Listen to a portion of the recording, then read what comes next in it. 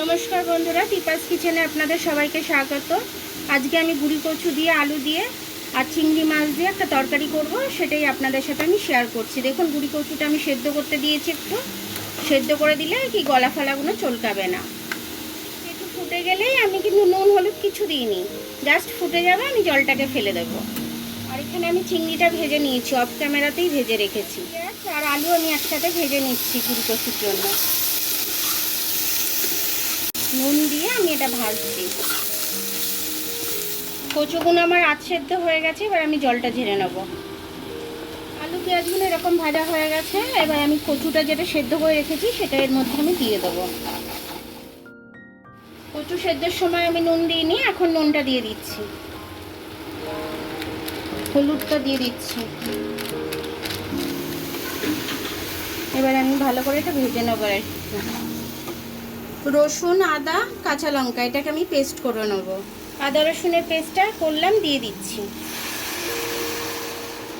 একটু লাল লঙ্কা দিয়ে দিচ্ছি ঝালের জন্য, একটু জিরে দিয়ে দিলাম। এই মশলাটা দিয়ে আমি কষে নেব। একটু কাশ্মীরি লাল লঙ্কা দিয়ে দিলাম রঙের জন্য, দিয়ে দিচ্ছি।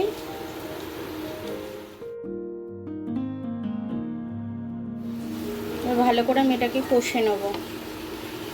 মশলাটা কষা হয়ে গেছে আমার, এবার আমি কষাটার মধ্যে জল দিয়ে দেবো।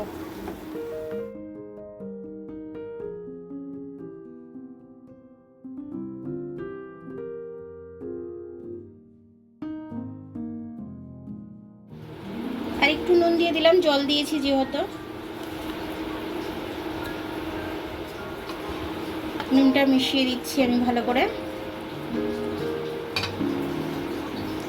এবার আমি চাপা দিয়ে, আমার তরকারিটা হয়ে গেছে, আমি কিন্তু এবার নামিয়ে নেবো। খুব সুন্দর হয়েছে তরকারিটা আমার।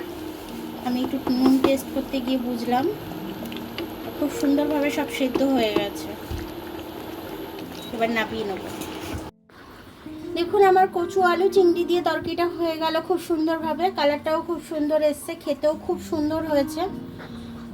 এরকমভাবে বানালে পরে সবাই এক থালা ভাত খেয়ে নেবে, আর হাত চেটে পুটে খাবে, আবার তরকারিটা চেয়ে খাবে যে আর একটু দাও।